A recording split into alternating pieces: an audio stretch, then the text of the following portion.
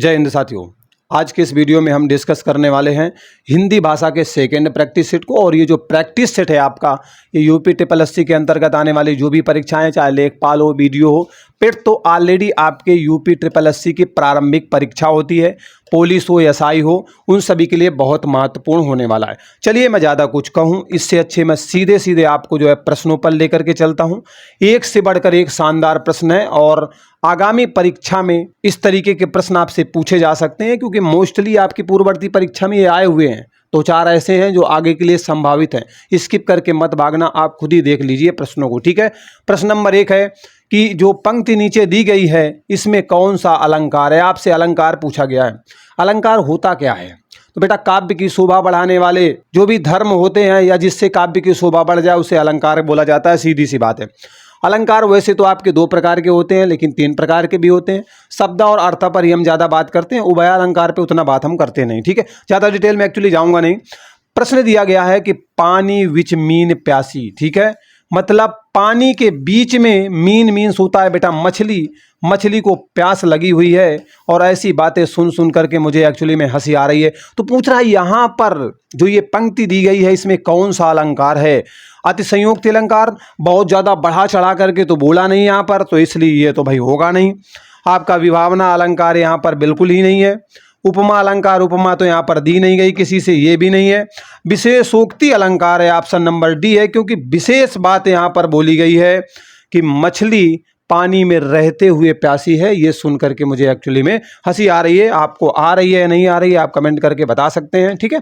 तो पहला प्रश्न का ऑप्शन नंबर डी बेटा आपका बिल्कुल करेक्ट हो जाएगा, ठीक है। चलिए अगले प्रश्न पर बढ़ते हैं। प्रश्न नंबर 2 कहता है कि संस्कृत के मूल शब्द जो हिंदी भाषा में बहुत ही प्रचलित है, बिल्कुल सही बात है, और प्रयोग किए जाते हैं, उन्हें क्या कहा जाता है। कहना चाहता है कि जो संस्कृत के शब्द हैं, संस्कृत के जो शब्द हैं उनको हमने ज्यों का त्यों, ठीक है, ज्यों का त्यों अपनी हिंदी में प्रयोग कर लिया है। और हिंदी में जो प्रयोग कर रहे हैं ज्यों का त्यों संस्कृत शब्दों का, एक्चुअली वो है कौन भैया? बार बार मैं बताता रहा हूं आपको, उन्हें तत्सम शब्द कहा जाता है। तो अब आप देख सकते हैं, विदेशी तो है नहीं भैया, विदेश से आए हुए है नहीं, तद्भव है नहीं। तद्भव शब्द बेटा वो होते हैं ना जो आपके संस्कृत शब्दों का विकृत रूप होता है, बदला हुआ रूप होता है, परिवर्तित किया हुआ रूप होता है, जो हम बदल डालते हैं अपनी जरूरत के अनुसार।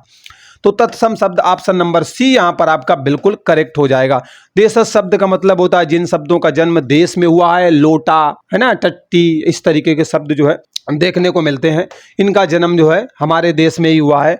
उत्पत्ति का एक्चुअली पता ही नहीं है, तो हम मान लेते हैं कि भैया ये हमारे यहाँ के हैं, हमारे यहाँ की देन है, ठीक है। चलिए अगला प्रश्न आपके सम्मुख रखा गया है कि जब आप छंद को पढ़ रहे होते हैं, छंद तो जानते हो ना, छंद को पढ़ रहे होते हैं, उस समय आने वाले विराम को एक्चुअली में क्या कहा जाता है।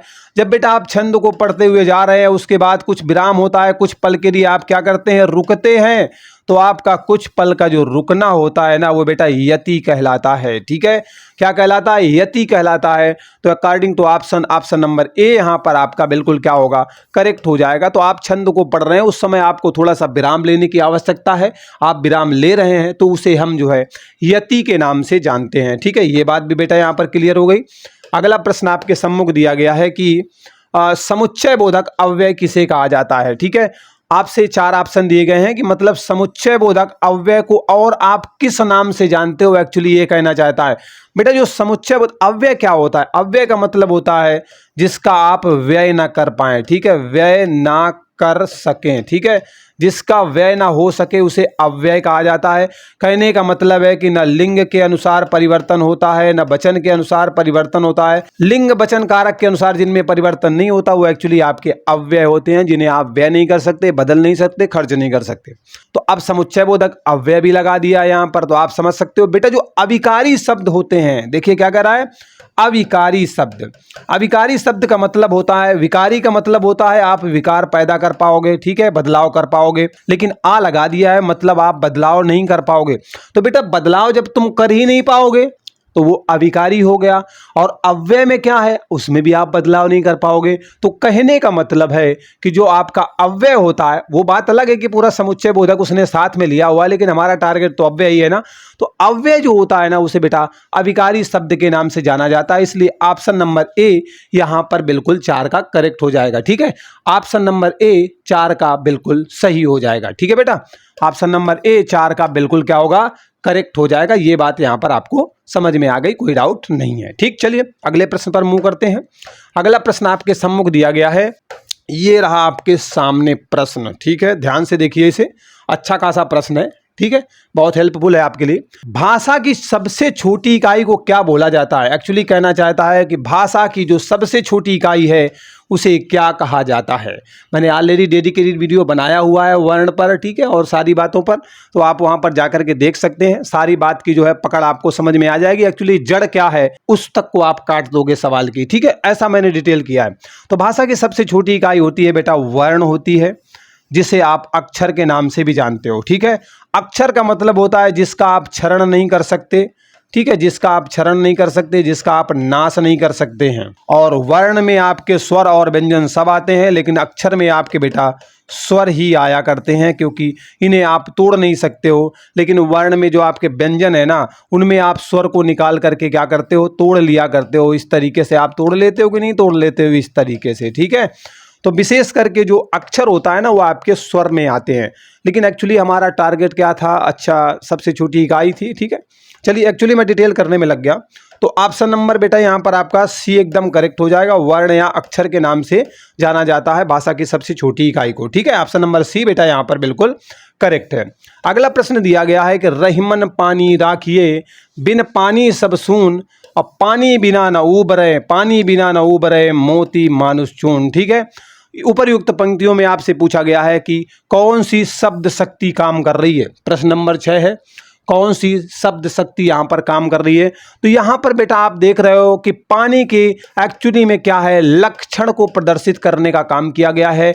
पानी के लक्षण को बताने का प्रयास किया गया है। तो लक्षण का मामला है, तो लक्षण मिल जाएगा आपको। यहाँ पर ऑप्शन नंबर सी करेक्ट हो जाएगा। लक्षणा शब्द शक्ति का जो है, ये जो आपके सामने पंक्तियां दी गई हैं, इनमें प्रयोग किया गया है। तो क्लियर हो गया होगा बेटा। चलिए आगे बढ़ जाते हैं अगले प्रश्न पर।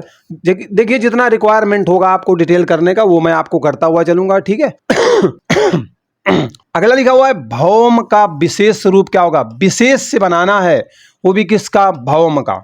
बेटा भौम का एक्चुअली में हमें विशेष से बताना है, कौन सा है भैया, इनमें से कौन सा विशेष रहा है। ठीक है, तो बेटा भौम का जो विशेष है ना, वो आपका क्या है भूमि है। ठीक है, भूमि है। भौम का विशेष क्या है बेटा, भूमि है। ऑप्शन नंबर डी यहाँ पर आपका बिल्कुल सही हो जाएगा। ठीक है, चलिए आगे बढ़ते हैं अगला प्रश्न है आपके सामने, निम्न में से कौन सा व्यंजन एक संयुक्त व्यंजन है। अच्छा ओके, संयुक्त व्यंजन नहीं है, मतलब 3 ऑप्शन तो आपके संयुक्त वाले होंगे, लेकिन चौथा वाला आपका नहीं होगा। और आपसे वही वाला पूछा गया, एक कौन सा है जो संयुक्त व्यंजन में नहीं आता। मैंने वर्ण रचना में सारा डिटेल किया है। ठीक है, तो अब अगर हम ज्ञा की बात करें, ज्ञा की, तो ज्ञा बेटा आपका संयुक्त है। इसके बाद श्रा भी आपका संयुक्त है, छा से छत्री भी आपका संयुक्त है, लेकिन सा से सलजम जो है आपका संयुक्त नहीं है। इसलिए ऑप्शन नंबर बी यहाँ पर करेक्ट हो जाएगा। ज़्यादा डिटेल में करूंगा नहीं, क्योंकि डेडिकेटेड वीडियो बना हुआ है। ठीक है, आप जा करके वहाँ देख सकते हैं, नहीं तो ये वीडियो जो है बहुत लंबा हो जाएगा, क्योंकि एक्चुअली हम यहाँ पर प्रैक्टिस कर रहे हैं। ठीक है, डिटेल क्लास तो है नहीं, लेकिन फिर भी जितना रिक्वायरमेंट रहेगी मोस्टली आपकी, वो मैं यहाँ पर क्लियर करते हुए चलूंगा। शुद्ध वर्तनी का बेटा चयन करना है। 4 ऑप्शन में से एक में शुद्ध दिया गया होगा, 3 अशुद्ध हैं, तो शुद्ध का चुनाव हमें यहाँ पर करना है। कवित्री, कवित्री बेटा ऐसे लिखा ही नहीं जाता, बिल्कुल गलत है। कवित्री, देखो ध्यान से देखो, बहुत कंफ्यूज करने के लिए गलत करेगा। कव, अब आप सोचोगे इत्री लिखा, यहाँ पर या होना चाहिए, वित्री है इसलिए हो गया कवयत्री। देखो यहाँ पे इसमें लगा दिया ठीक है, इसमें कवयत्री। ऑप्शन नंबर डी यहाँ पर 9 का देख रहे हो, बिल्कुल सही है। मोस्ट कंफ्यूज करने वाला क्वेश्चन अक्सर परीक्षा में मिलता है, तो क्लियर हो गया होगा। ऑप्शन नंबर डी यहाँ पर बेटा बिल्कुल सही हो जाएगा। ठीक है, चलिए अगले प्रश्न पर मूव करते हैं। अगला प्रश्न आपके सम्मुख दिया गया है कि चारु चंद की चंचल किरणें खेल रही हैं जल थल में। ये जो बेटा पंक्तियां हैं ना, आपसे पूछा गया है, अच्छा ये हाँ ये भी साथ में है कि कौन सा अलंकार है। यहाँ पर देखो एक बात समझो, यहाँ पर चा दिया गया है, फिर यहाँ पर चा दिया गया है, यहाँ पर चा दिया गया है, मतलब चा की जो आवृत्ति है ना, आवृत्ति है वो बेटा बार बार देखने को मिल रही है। कहने का मतलब है जब किसी वर्ण की आवृत्ति, वर्ण की जो आवृत्ति होती है ना वो बार बार होती है, बार बार होती है, बार बार देखा, हजार बार देखा है ना, तो बार बार आवृत्ति जिस वर्ण की होती है तो वहां पर बेटा आपका अनुप्रास अलंकार होता है। कौन सा अलंकार होता है? अनुप्रास अलंकार होता है। तो अब आप यहां पर समझ चुके होंगे कि आपकी जो है चारुचंद की चंचल किरणें खेल रही थी जल थल में, एक्चुअली में कौन सा अलंकार है। तो आप समझ गए बेटा कौन सा अलंकार है, ठीक है। तो बिल्कुल सही आंसर है ऑप्शन नंबर ए, बिल्कुल करेक्ट हो जाएगा। ऑप्शन नंबर ए अनुप्रास अलंकार इज द राइट आंसर, ठीक है। चलिए अगले प्रश्न पर मूव करते हैं। अगला प्रश्न बेटा दिया गया है कि जिसकी भुजाएं, ये भुजाएं, जिसकी भुजाएं बेटा कहाँ तक हो? घुटनों तक लंबी हो, ये पैर के घुटनों की बात कर रहा है, यहाँ तक लंबी हो, उसे क्या बोला जाता है? अजान बाहु। देखो कितना कंफ्यूज करने के लिए, इसमें अजान बाहु लिखा है, छोटा आ बनाया है, इसमें बड़ा वाला आ बनाया हुआ है, तो उसे बेटा आजान बाहु बोला जाता है। ऑप्शन नंबर बी यहाँ पर आपका बिल्कुल सही हो जाएगा। ए वाला नहीं सही है। विषम बाहु तो होता नहीं, मतलब ऐसा त्रिभुज जिसकी तीनों भुजाएं बराबर नहीं होती हैं वो विषम बाहु होता है। समद्विबाहु में क्या होता है? दो भुजाएं बराबर होती हैं, मतलब त्रिभुज का जो है मामला भी यहाँ पर घुसा दिया है। तो अगर समझते हुए नहीं चलोगे तो फिर दिक्कतें आपके लिए भी बढ़ेंगी, ठीक है। तो ऑप्शन नंबर बी यहाँ पर बेटा बिल्कुल करेक्ट है। जिसकी भुजाएं घुटनों तक लंबी होती हैं उसे हम आजान बाहु के नाम से जानते हैं, बड़ा आ रहता है, ध्यान रखिएगा, ठीक है। चलिए अगला प्रश्न आपके सामने दिया गया है कि मनसिज का पर्यायवाची शब्द क्या है। बेटा पर्यायवाची शब्द का मतलब होता है समान अर्थ देने वाले शब्द, ठीक है। समान अर्थ देने वाले जो शब्द होते हैं वो पर्यायवाची शब्द होते हैं। कहने का मतलब मैं एक शब्द बोलूं ना तो उसका दूसरा मतलब आप समझ जाएं, बस कहने का मतलब यही होता है, समान अर्थ देने वाले, समानार्थक होते। तो मनसिज का क्या होता है, ठीक है। मनसिज, मनसिज जो बेटा ना ये कामदेव का पर्यायवाची है, ठीक है, कामदेव का पर्यायवाची है मनसिज। तो ऑप्शन नंबर बी यहां पर आपका बिल्कुल बेटा करेक्ट हो जाएगा। 12 का ऑप्शन नंबर बी बिल्कुल राइट आंसर होगा, ठीक है। चलिए अगले प्रश्न पर मूव करते हैं। अगला प्रश्न आपके सम्मुख दिया गया है कि उन्मेष में किस उपसर्ग का प्रयोग किया गया है। बेटा उपसर्ग क्या होता है मन में प्रश्न होगा, तो मैं यहां पर क्लियर कर देता हूं उपसर्ग क्या होता है, ठीक है। उपसर्ग और एक यहां पर आपका प्रत्यय भी होता है, उसे भी दोनों में जो है मैं अंतर करवाते हुए समझा देता हूं। उपसर्ग क्या होता है? किसी भी शब्द के, कोई भी शब्द है उसके बेटा पहले लगाया जाता है, ठीक है। उपसर्ग के पहले जो कुछ भी लगाया जाता है वो बेटा आपका, किसी उपसर्ग के नहीं है, शब्द के, ठीक है। शब्द के पहले जो कुछ भी लगाया जाता है वो आपका उपसर्ग होता है।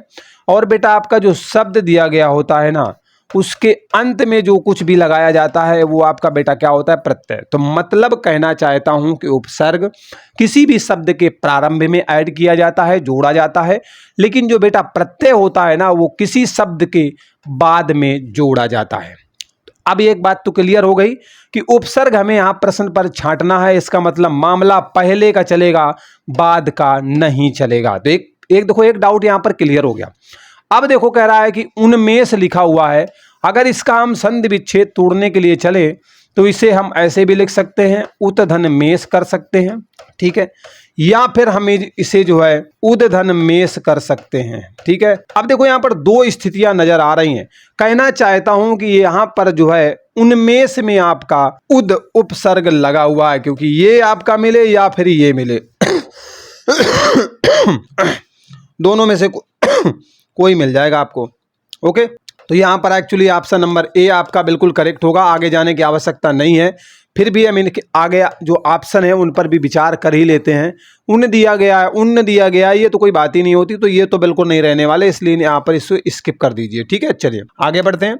अगला प्रश्न है हाँ कि जो मोक्ष चाहता है उसे क्या बोला जाता है। जो बंदा या जो भी व्यक्ति मोक्ष प्राप्त करना चाहता है उसे क्या बोला जाता है? उसे बेटा मुमुक्षु बोला जाता है। इसमें पहले भी टिक लग के आ गया था, वो पहले वाले प्रश्न का था, मैंने यहाँ पे लगाया हुआ था, ठीक है। तो ऑप्शन नंबर ए यहाँ पर आपका करेक्ट होगा, मुमुक्ष बोला जाता है। अब देखो अंतर कितना करेगा, सम में छोटा ऊ की मात्रा लगी हुई है, यही वाला मुमुक्षु बेटा सही है।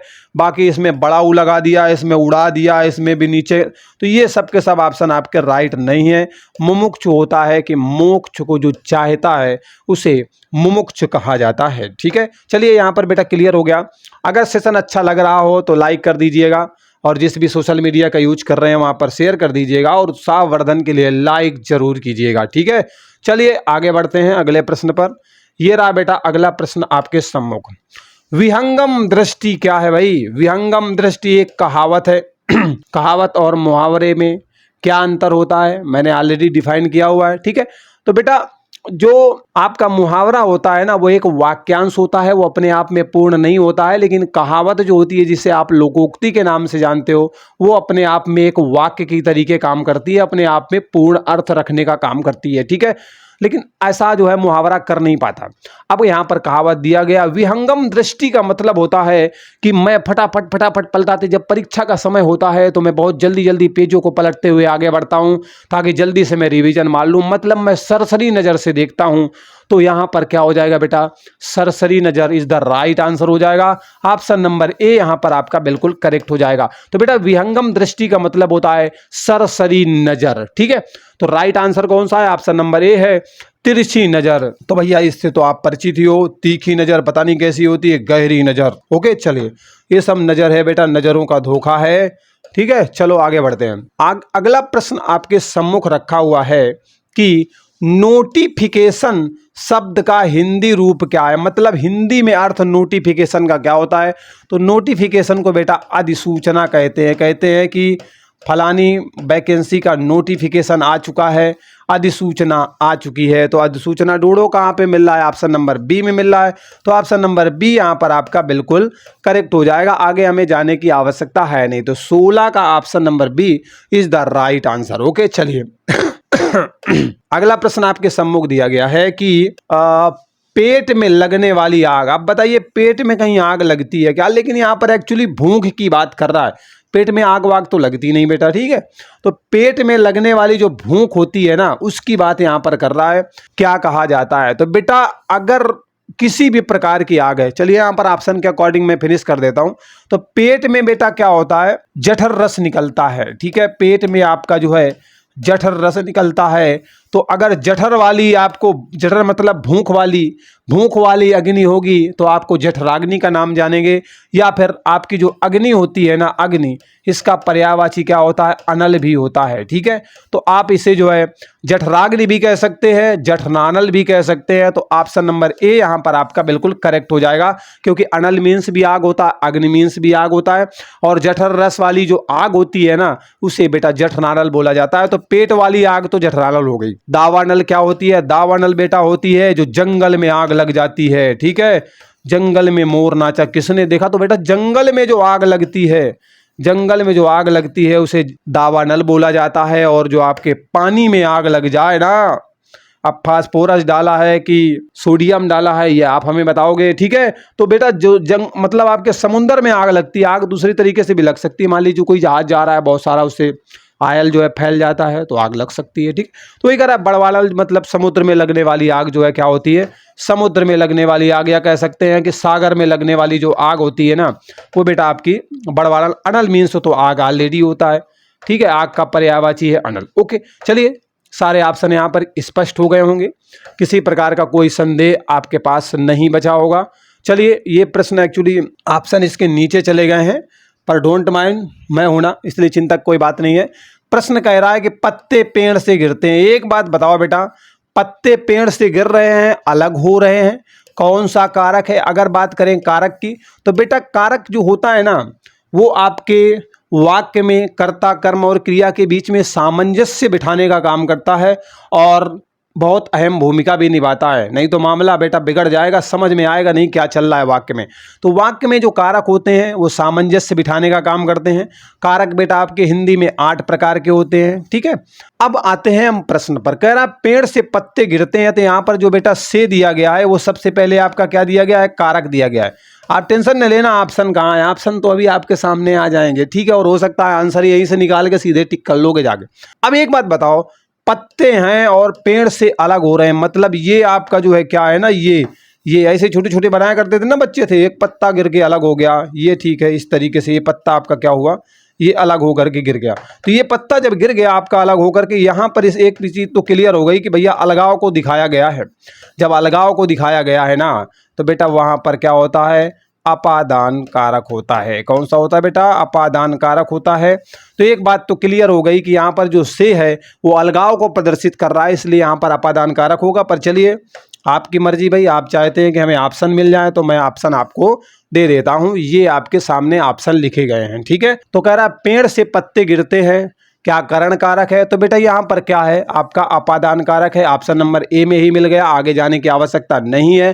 फिर भी अगर आप जाना चाहते हैं तो आप करण कारक को भी समझ लीजिए।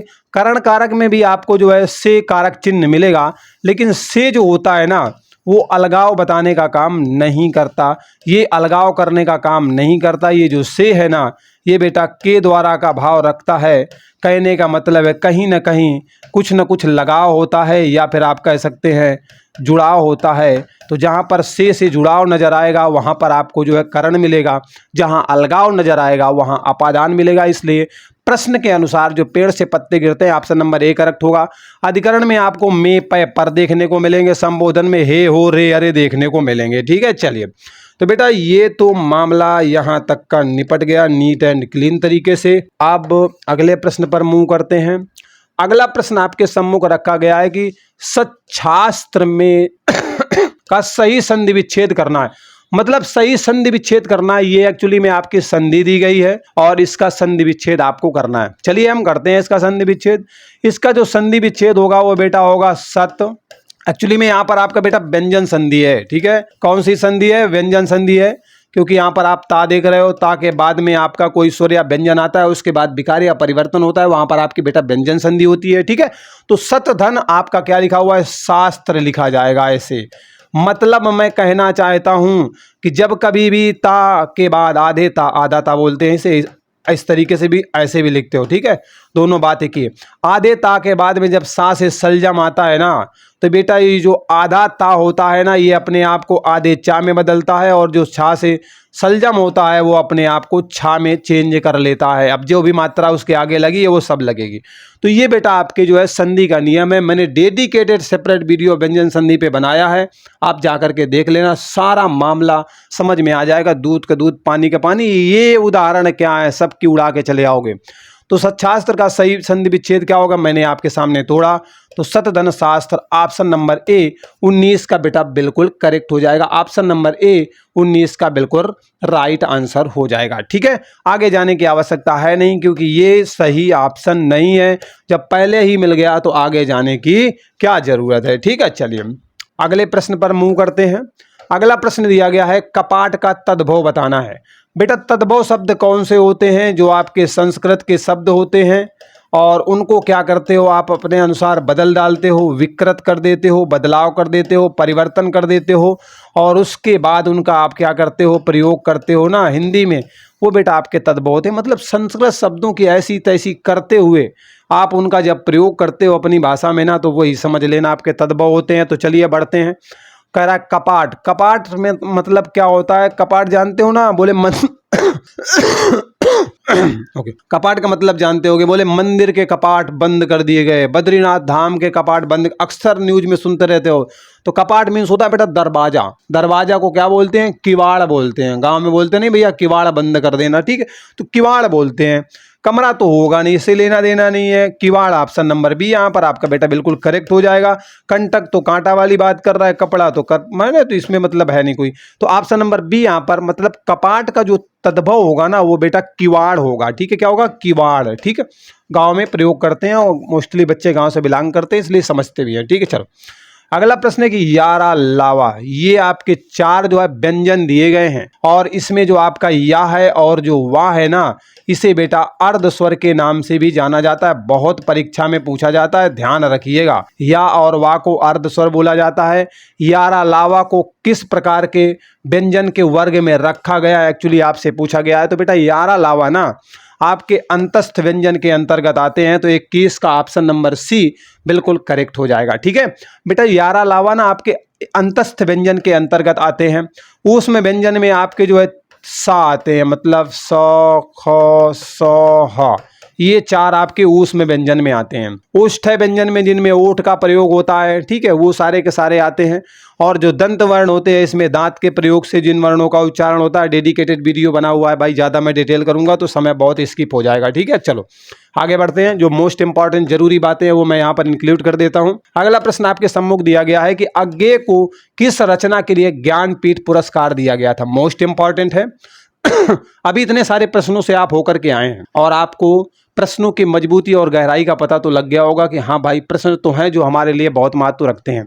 तो अज्ञेय को किस रचना के लिए ज्ञानपीठ पुरस्कार दिया गया था? तो बेटा, कितनी नाव में कितनी बार, मोस्ट इंपॉर्टेंट रचना है आपके जो है वात्स्यायन अज्ञेय जी की, और इसके लिए इन्हें ज्ञानपीठ पुरस्कार दिया गया था। तो 22 का जो है ऑप्शन नंबर कौन सा सही हो जाएगा? ऑप्शन नंबर ए करेक्ट हो जाएगा। और इनकी रचनाएं आप इत्तलम भी देख सकते हैं, हरी घास पर छड़वर, भग्नदूत भी आपको देखने को मिलेंगे, ठीक है। चलिए यहाँ पर ये बातें स्पष्ट हो गई, आगे बढ़ते हैं। अगला प्रश्न आपके सामने दिया गया है, बेटा रिक्त स्थान भरवाना चाहता है आपसे, बच्चों वाला खेल है रिक्त स्थान भरना, लेकिन बेटा ऑप्शन बहुत फंसाने वाले हैं। देखो, रिक्त स्थान भरो, आप कहोगे अरे यूं भर देंगे, दूध जमाने पर दही के रूप में हो जाता है। अब बताओ, कह रहा है ये बेटा भगोने में दूध रखा हुआ है और इसे हमने जामन दिया है, जमा दिया है, तो यहाँ पे क्या बन गया है? दही बन गया है, ठीक है। यहाँ पर क्या रखा हुआ है? यहाँ पर दूध रखा हुआ है, इसे जमा करके हमने क्या बनाया? दही बनाया है। तो कह रहा है कि दही के रूप में क्या हो जाएगा, ये आपको बताना है। दूध जो है जमाने पर दही के रूप में क्या होगा? अकॉर्डिंग टू ऑप्शन परिणत होगा। ये बोले परिणय वर्ण तो यार शादी वादी के मामले में हम समझे, यहाँ तो हमें कुछ समझ में नहीं आ रहा। परिवृत्त हो जाएगा, परिणीति हो जाएगा, या फिर परिणित हो जाएगा। अब बताओ ऑप्शन ऐसे धुआंधार मिलेंगे तो बेटा धुआं धुआं तो हो ही जाओगे कि नहीं हो जाओगे? तो यहाँ पर बेटा परिणत सही है। परिणत का मतलब होता है बदल जाएगा। ऑप्शन नंबर ए जो है बिल्कुल करेक्ट है। मतलब यहाँ पर आपका क्या होगा?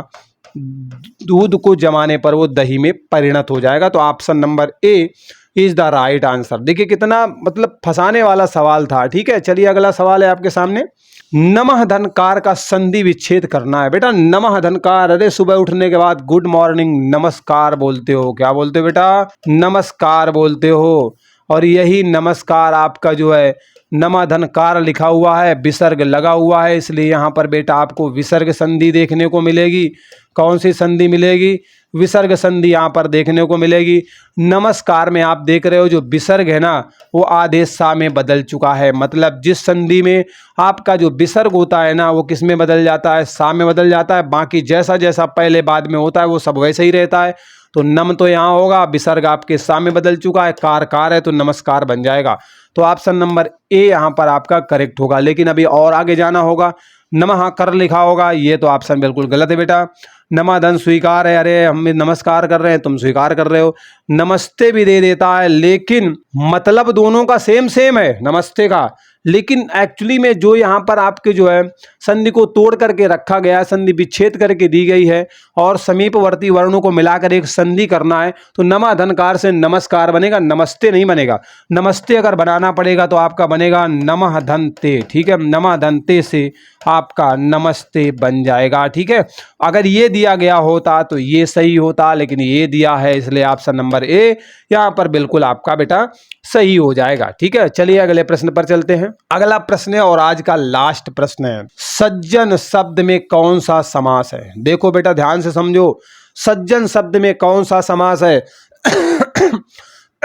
ऐसे बताना बड़ा भारी पड़ जाएगा। कौन सा है भाई बताओ? द्वंद्व समास। द्वंद्व समास में क्या होता है? दोनों पदों की बोल वाला होता है, मतलब दोनों पदों का, दोनों पद मतलब पूर्व पद उत्तर पद दोनों की प्रधानता होती है, कोई झुकने को तैयार नहीं होता, वो आपका द्वंद्व होता है। बहुब्रीहि समास में क्या होता है? दोनों पदों की प्रधानता नहीं होती, किसी तीसरे पद की प्रधानता होती है, वहां पर बहुब्रीहि समास होता है। द्विगु समास में आपका बेटा क्या होता है? पूर्व पद संख्यावाची विशेषण होता है, वहां पर आपका द्विगु, अच्छा द्विगु है यहाँ पर, ऐसे ऐसे है ना, वाह लगेगा, ठीक है। द्विगु समास, पूर्व पद संख्यावाची विशेषण। अब बचा कौन सा? कर्मधारय समास। तो ऑप्शन नंबर डी यहाँ पर करेक्ट है, लेकिन अब आप कहोगे अरे सर जी ऐसे कैसे करेक्ट हो गया? तो अब इसे आपको तोड़ना पड़ेगा। तो सज्जन को जब आप तोड़ोगे ना तो सत धन जन में तोड़ोगे, और सत धन जन में जैसे ही तोड़ोगे तो फटाक से आपको जो है यहाँ पर एक तो व्यंजन संधि देखने को मिल जाएगी, ठीक है।